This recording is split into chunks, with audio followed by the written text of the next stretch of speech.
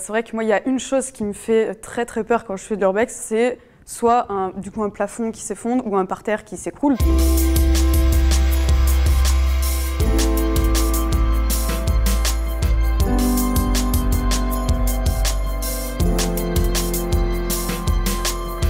Moi, je dirais que l'urbex, oui, c'est toléré, mais il faut quand même faire très attention. Si vous sortez d'un lieu, que vous avez les poches pleines de bijoux que vous avez volés, un pied de biche dans le sac, et que vous vous faites attraper par la police, un propriétaire ou n'importe qui d'autre, là, c'est sûr que ça serait vu différemment et vous pouvez risquer quand même 2 ans d'emprisonnement et 15 000 € d'amende. Donc voilà, moi, c'est vrai que dès que je sors d'un spot, j'ai juste une caméra dans les mains. La police, la gendarmerie, ils sont même souvent intéressés par ce qu'on fait, ils regardent nos vidéos, ah, c'est sympa et tout. Puis au final, c'est juste, c'est dangereux, c'est interdit, partez d'ici et puis c'est tout.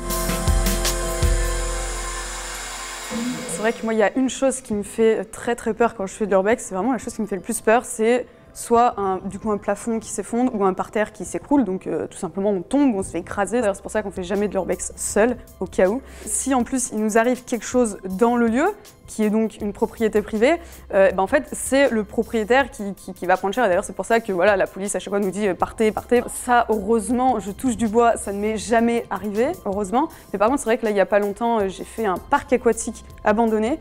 Le gardien avait fabriqué un truc, une planche en bois, il avait mis des pics dessus. Et du coup, il avait mis ça à l'entrée, donc c'était même pas dans le lieu, c'était à l'extérieur de sa propriété. Et nous, quand on est rentré, bam, le pied dessus, ça transperce la chaussure et voilà quoi. Heureusement, plus de peur que de mal, mais c'est vrai qu'il faut toujours faire très attention et du coup être très bien équipé.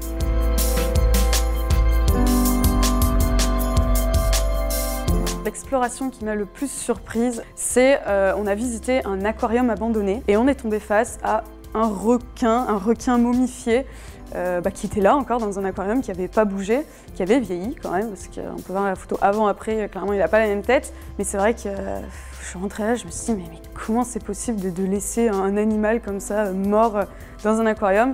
Et d'ailleurs cette vidéo a fait le tour du monde, ça a fait un buzz mondial, j'ai eu des articles dans le monde entier et c'était, en plus du fait que déjà j'étais émerveillée par le lieu qui était ouf, en plus après voilà ma vidéo qui a explosé et c'était vraiment top comme lieu. Très impressionnant.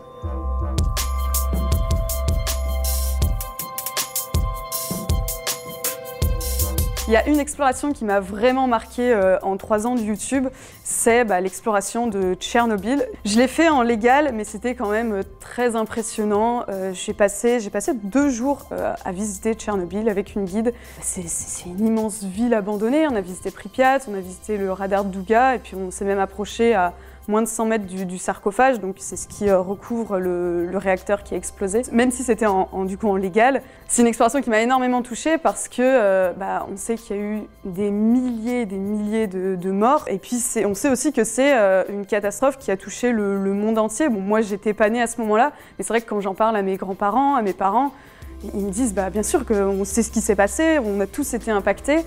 Et ouais, ça m'a énormément touchée. J'étais émue là-bas devant. Même là, je suis émue.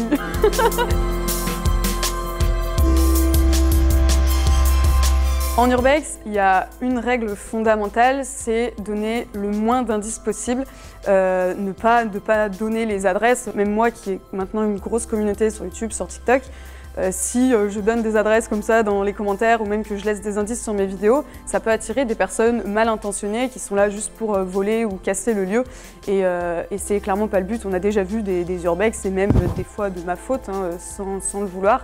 J'ai laissé un indice, j'ai pas fait gaffe dans ma vidéo et 1 mois après le lieu il est tout tagué, etc. Et c'est vrai que j'étais un peu dégoûtée. Mais c'est pour ça qu'il faut faire très attention de donner le moins d'indices possible et surtout si vous trouvez une adresse d'une de mes vidéos, ne surtout pas la mettre en commentaire et la donner aux gens parce que, hélas, c'est ça qui fait que des fois on a des lieux qui sont complètement cassés et tagués. C'est triste. Et puis après, il y a plein d'autres règles, donc par exemple, ne pas ouvrir une maison, enfin ne pas forcer si c'est fermé, bien sûr. Là maintenant, ça s'appelle plus de l'urbex, ça s'appelle du cambriolage.